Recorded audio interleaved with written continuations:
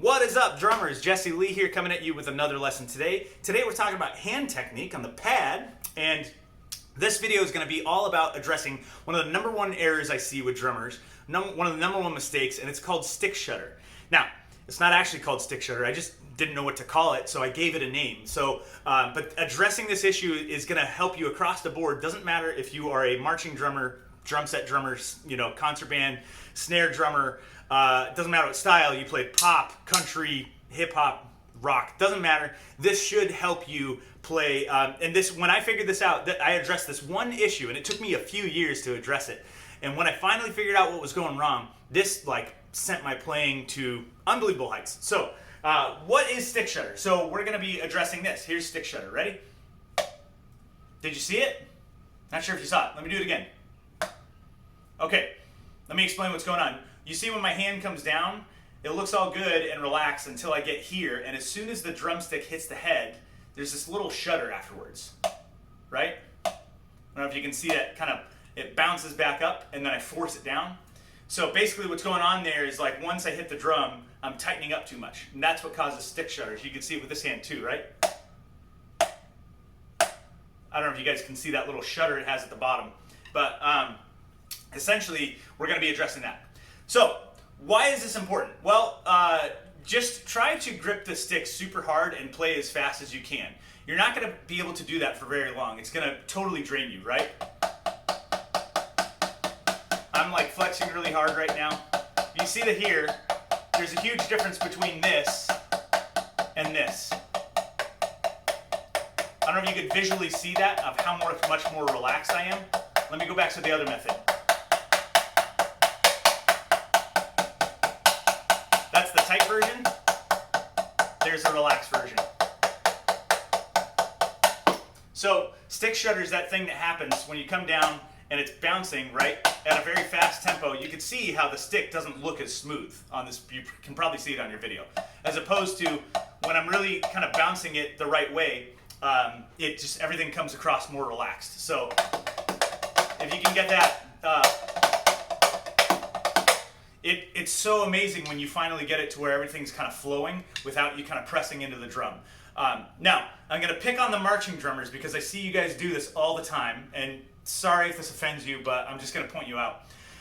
Marching drummers are very guilty of this, and it's for a good reason though. I'm going to defend them and extend an olive branch and say it's for a good reason that they have this super tight grip, and it's because part of the experience with marching band is you have, let's say, a line of 5 or sometimes more, 10 snare drummers and tenor players, right? All of them doing the exact same thing, and you need to get it to look very uniform. So to do that, you don't want sticks bouncing around all over the place. So they have to be very constricted with their playing. Now, there are some marching drummers, I will give them total credit and say they are able to stay super relaxed and still make it look really clean across the line. But a lot of drummers end up tightening up too much because they want to not allow the sticks to move around, which is admirable from a visual perspective, but it leads to them tightening up on that grip and forcing the stick back down at the bottom, right after the stroke, you force it back down. This is a lot like if you've ever played basketball. All right, in basketball, if you have any ball that you're bouncing, could be a basketball, whatever. If you try to throw it down, and what's the natural thing that happens? It bounces and it comes back up, and you got to kind of receive it back up, and then make this smooth motion where it's bouncing. You're forcing energy down. It bounces back, sends it back, and you actually receive that kinetic energy and then throw it back. And that's what makes it very smooth. What happens though when you force it down after that bounce? You throw it down and it comes back up, and you force it down. Well, first of all, you drop it. So what does that mean in the basketball context? Well, you're wasting energy because now you took that bounce out of it, right? You took the bounce out, and now you also have to bend down and pick it back. You actually spend more effort bending down and picking it up and trying to bounce again, right? So you're exerting more effort, not just on the throw itself to keep it from bouncing too high on the way back, right? But now you're also actually having to work to bring it back up. And so that's going on. That's what this is. When you see this stick shudder where people flex too hard, when it hits, This is what, and also, by the way, this will wreck your wrists. This will give you carpal tunnel if you do this. So it's really important that you stay relaxed. And if you'll notice, whenever I play, there's a little bit more of a, like as I'm doing this, you can see, it's very smooth from top to bottom. You don't see any shuddering, right? As opposed to this, that's the tight version. You can see this, the end of the stick is like basically shaking the entire time. Whereas if you can make it the smooth motion, and really when you go to do this, I want you to think of that basketball. You're throwing it down and then receiving it back out of the drum, right? And this is a little bit of an extreme example as I'm waving my arms way up here. But it's gonna give you the feeling of, okay, when that pops, you don't force it, you receive it back and use the energy. This is one of the real keys to staying relaxed and being able to play super fast over a long period of time and have a lot of stamina, right? Like basically I can sit here all day and do like, you know, any sort of rudiments that you can think of.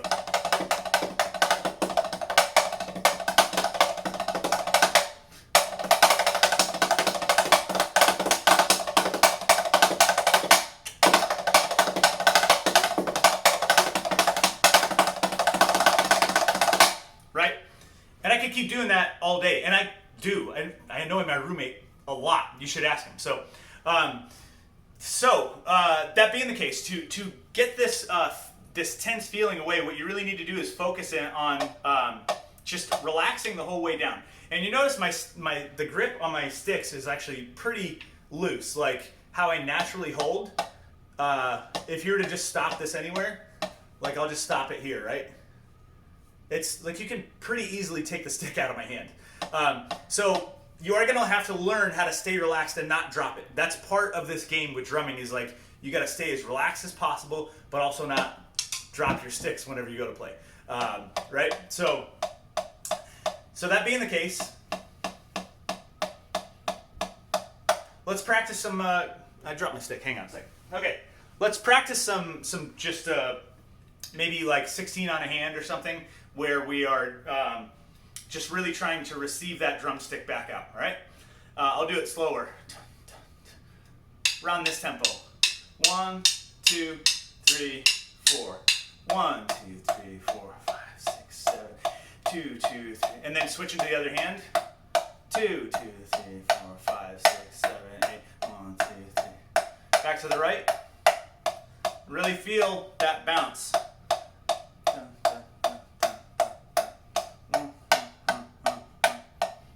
As you can see, it's not shuddering.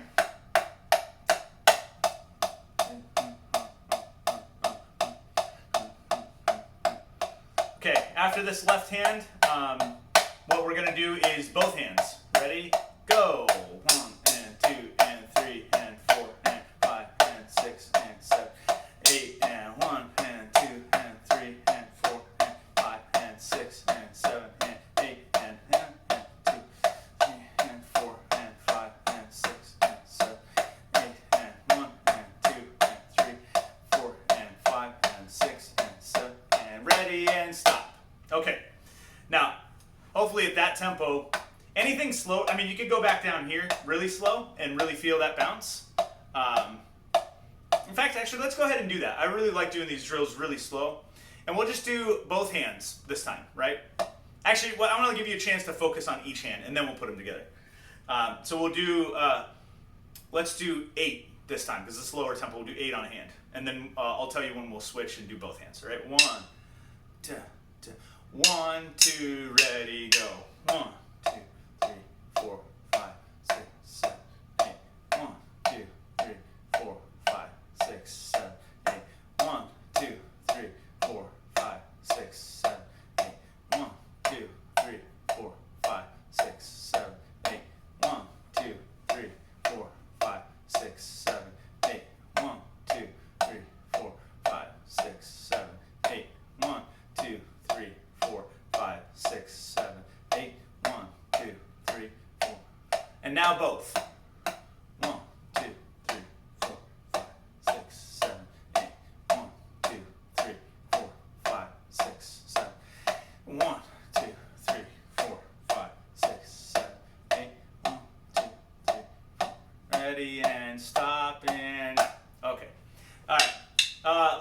let's speed it up a little bit so we can get a little more practice at a higher tempo. We'll do it around here, and we'll do 16 on the hand now. 1, 2, ready, go. 1, 2, 3, 4, 5, 6, 7, 8. 1, 2, 3, 4, 5, 6, 7. 1, 2, 3, 4, 5, 6, 7, 8. 1, 2, 3, 4, 5, 6, 7, 8. 1, 2. Tempo's all over the place. Sorry.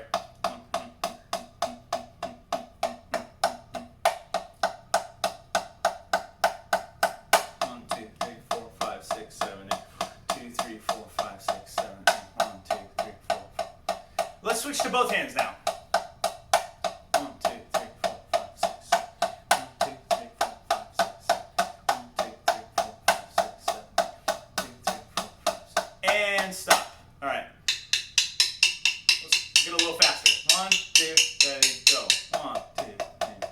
1, 2, 3.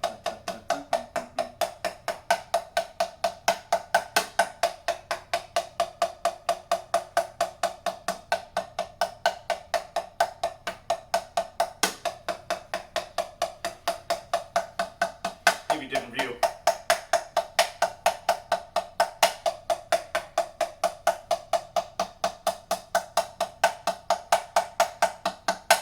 Now both.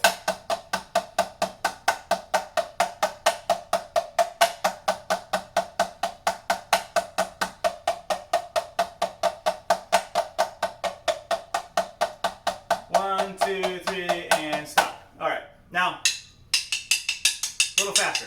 1, 2, 1, 2, ready, go.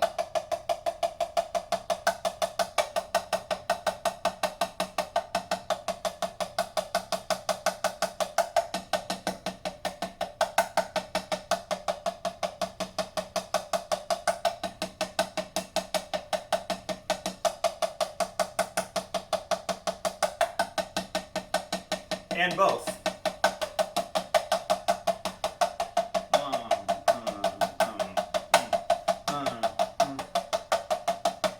1, 2, 3, and stop. All right. So this is getting a little faster, but eventually you want to get to the point where you can get these real fast notes, and you see it's this whole smooth motion. If you try to play that fast, tightening up on every one, it's exhausting. I have a hard time doing that. But relaxed, and you'll start to feel it. Now, when you get to those faster tempos, I have a whole video on breathing and how that can help. So you can check that. I'll try to link that in the description if I remember when I upload this. But check out my channel. There's a whole video on how to play relaxed while you're going faster, and it has to do with breathing. But that's a big part of this. If you can get to those tempos and be able to actually breathe, right? And you can do it by 16 counts, right?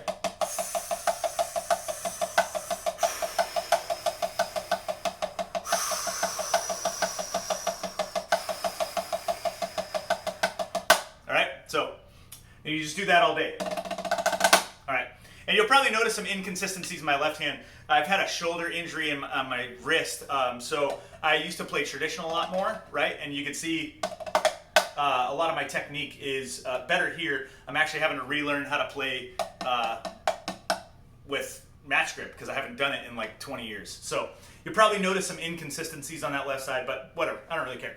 All right, now where do you want to go after this? Basically, after you get this whole stick shutter out of your playing, you can start to move to rudiments like doubles, right? Now, there's going to be one caveat, right? I talk about stick shutter, and really I'm talking about the over-tightening down here. You'll see at the end of phrases, whenever I play, sometimes the sticks will kind of bounce back, right? So that's okay. And you'll notice if you kind of keep your fingers on the stick as a natural shock absorber, you don't have to grip your hand down to keep from that bounce, that bounce, right? So you'll see if I throw this down, I keep the same amount of relax, but I just have my fingers, or that pinky and ring finger, those will sort of naturally absorb a little that extra bounce, and that's okay, right? That's sort of what you want at the end of phrases. The point I wanted to make in this video is not to be tight through your playing whenever you come down and slap that drum. I know there's this concept in like the martial arts world where they say, you know, you want to like if you're breaking bricks and stuff like that, they'll say punch through it. The laws of physics there, some of them apply here and some of them don't. You watch like old clips of Bruce Lee, right? Bruce Lee is very much, even when he's fighting, the only real time he's in tension is when he actually goes to, and this is with most fighters, the only time they're in real tension is when they actually make the strike. Now, as a drummer, keep in mind, you don't have to do that. So a lot of drummers will think they need to do that, which is why they tense up down here. Because they think, I'm relaxed up here, and as soon as I hit the drum, I'm relaxed, right? Here's the thing with that, though. You don't have to do that. The reason why they tense up is because they're actually using contact with their own bodies to hit whatever they're trying to put force through. And they're also trying to knock their opponent down. We're not trying to beat up the drums here. We want them to breathe, right? So that's why we let them play out. And the other thing is, even if you watch Bruce Lee, let's say he has tools like the nunchucks, right? Very rarely is he ever, when you see him swipe with it, right, or a staff or anything like that, they're never tightening so much to where it actually causes the sticks to shudder. And that's the real key. You see that with baseball. If any of you ever play, I'm just doing all these sports references. I don't even like sports. I don't know why I'm doing all these references. If any of you have ever played baseball, you go to swing, if you're gripping that bat too hard, it shakes, and it can really cause a lot of stress. And so that's what I'm trying to keep everyone away from with this, is you want to be able to let that breathe. So again, with the fighting, all the Bruce Lee stuff, all the physics, everything, notice they're always relaxed. The only time they really tense up is on that strike, and that's only for a moment. Remember, because you're using tools, you don't have to do that. In fact, if you do that, if you tense up, it'll be like that baseball thing where you try to hit something and you're gripping too hard. So this is just a micro version of that. Most people don't pick up that it could cause damage down the road because it's a smaller version than, say, a baseball bat, like, gripping too hard. Just keep that in mind. It's like over time it will take a toll. I promise you. I have tons of drummer friends who have like carpal tunnel and stuff like that because they grip too hard. So anyway, I hope this is really helpful to you. Again, in the next video, I'll go ahead and put it right here. This one's going to be on something very similar. We're going to be addressing just just click on it. You'll see. It's good. It's going to be good. All right. See you all in the next video.